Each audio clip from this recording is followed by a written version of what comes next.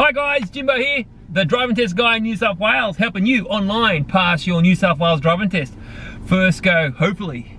Now, today we're gonna do another FAQ. There's one question which I get asked all the time, and this is basically, do I do a head check when I turn left or right?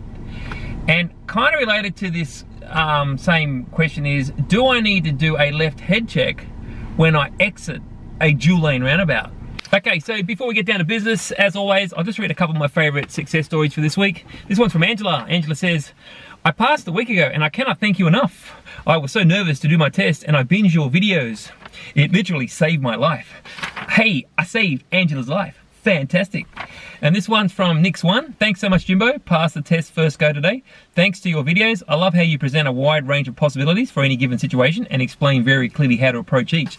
I do that, Nix, because there's so many variables out there that can go wrong. It's good to know what the solutions are. So it keeps you in the game with the test.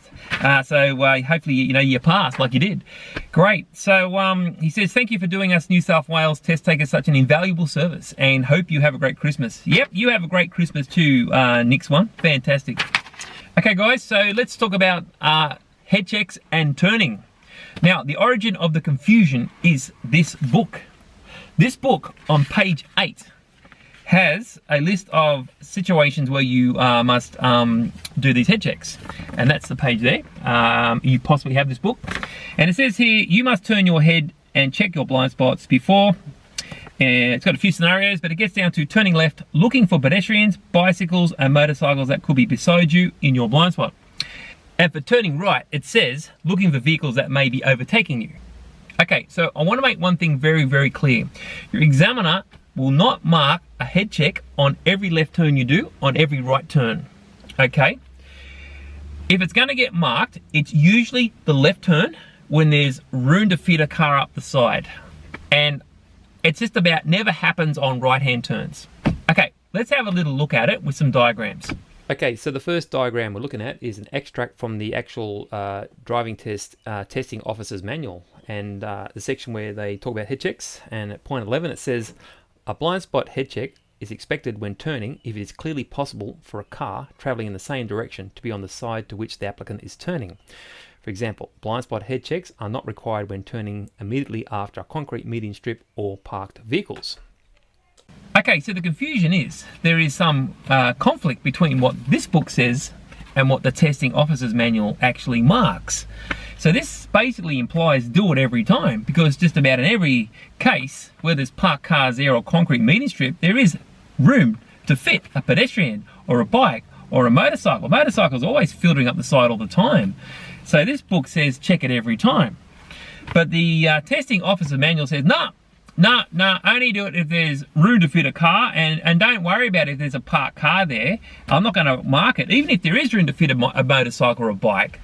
So we've got this confusion. So my position is, look, check it if you want, but the examiner only mark it in very limited cases. And let's have a look at them.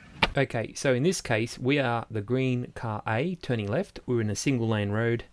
There's not a lot of space on our left side between us and the curb. There's no bike lane, there's no edge line, there's nothing. In this case, the examiner will not mark a left head check prior to turning. I generally don't get students to worry about the head check in this scenario either.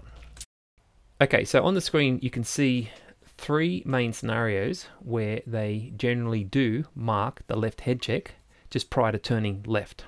Okay, so the scenario on the left, you can see that we are car A and we're on a wider road, and the red arrow depicts that space between us and the curb. There's plenty of space for a car to come up the left side. So yes, the examiner will mark a left head check before you turn, and you can see that you will need to diverge over to the left side of the road to position properly for that left turn.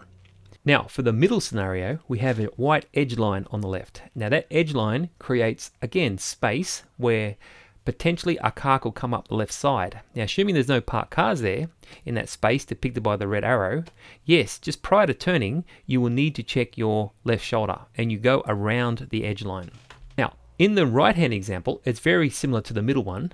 We have the edge line, which is creating this potential space for a car to come up the side, depicted by the red arrow, but the edge line at the last few meters becomes a broken line. So what happens here is we certainly check our left shoulder, left head check, and you actually move across into that broken line section to complete the turn. Now, the other thing you've got to be very clear on is the difference between when you're diverging and when you're turning. Really, the left example on the screen and the right side example on the screen involve left diverging, which regardless of you turning, you have to check the left shoulder anyway, because whenever you diverge, say to the left more than the car width, you check your shoulder. It's really only the one in the middle where you go straight beside the edge line and then turn.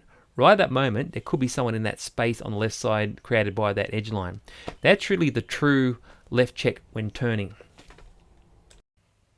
Okay, so this diagram gives us a bit more information about the difference between the actual diverge action and when we actually turn. We're the yellow car in the middle lane and we want to make a left-hand turn. And you can see that we need to diverge into the left lane around that painted island. Now, because that painted island is flat and can be driven over, there's space to fit a car as depicted by the blue car. You certainly need to check your left shoulder before you diverge into the left lane. So at that point, we're not actually doing the left turn check. We're just checking the shoulder because we're diverging. There could be a car in our left blind spot. When you actually get up to the white arrow and you're about to turn left, if there is no room beside you on the left side to fit a car, then no left check is required at that point when turning. Okay, so let's talk about the right turn check now. Now, the green book I showed you before on page 8 suggested that we need to check our right shoulder when turning right to see if anyone's going to overtake us. Exactly what we can see on the screen. We're car A, the green car, turning right, and car B has decided to overtake us. And right when we turn and there's a collision where the red circle is. Okay, so I just want to be very clear from my experience after witnessing many driving tests. If you are turning right up against the center and there's no painted island, the examiner will not mark a right turn blind spot head check in that scenario. So if you have forgotten to check the check, they're not going to give you an observation error. If you want to check it as part of your safer driving method, that's fine. But I actually find what is better is if you check your right side mirror, and you can see a lot earlier if someone is coming up and will eventually get into your blind spot and pass you, if you're worried about someone overtaking you. Okay guys, so hopefully I've given you a bit more information. For those who wanted a little bit more detailed information on head checking and turning, I really hope I haven't complicated it too much for you. You just want to, two things, just separate, am I diverging or am I actually turning? Because generally always diverging is going to need a shoulder check. But the actual moment you turn, if there's room for space up the side there, check the shoulder. Okay, you really want to make it as simple as that. And the right turn, long as I'm against the center turning, they don't mark a head check. Certainly, if you want to check the shoulder on that, that's fine, but they don't mark it. Now, the other head check I get asked about is, do I need to check my left shoulder when I exit a dual lane roundabout? Now again, there's confusion. This book, it does say on page 16, it says in that gray section there, it says, you must check your blind spot before crossing lanes within a roundabout when exiting. So what that means is, it's dual lane or multi-lane. You're on the right-hand lane. As you exit over the left side lane when you exit. Okay, so this check was introduced with the current driving test back in the mid-2000s. And so when you exited the roundabout, you would signal, if you're in the dual lane roundabout, signal and check the left shoulder if you exit from the right-hand lane. And so we had to get students to do this. Otherwise, the student would come back with the mega observation errors, and 3 strikes you're out. And then one time, and this went on for just for a few years, not long, maybe a couple of years. And then all of a sudden, I'm having a discussion with an examiner at Narell and RMS, which is gone now. And I said to this examiner, I said, look, what about this head check with the roundabout? And he looks at me and says, what? What are you talking about? We don't mark a check exiting the dual lane roundabout. I said, what about this? He's looking at it going, I don't know what you're talking about. So I went back to the testing manual and see what it said. And it says this on screen. It says, criteria decision 3.3 discontinued, effective date Monday 17th of March 2008. So it was like, we want you to do it, but we're not going to mark it because too many people are failing, and that's not good for votes for the government. Okay, so my position is this. It's a handy check if you're on the massive dual lane roundabouts. I don't know if you get out to Ingleburn, near Macquarie Fields, there's some massive dual lane roundabouts there. And if you're exiting from the right hand lane, certainly cars are flying around on coming in from the left side there, and you just need to check it before you exit, because they often come flying around. You just got to check that. But on the smaller ones, I just find it not as useful. In fact, it can take your focus off your steering and wobble, and your focus off the traffic on the roundabout, particularly on the right hand side there. But it's your choice whether you want to do it, but just know the examiners do not mark this check anymore. Okay guys, so that's a wrap for my latest FAQ, part 9. We just clarified a bit more information about head checks and turning left and turning right, and also head checks when exiting the dual lane roundabout.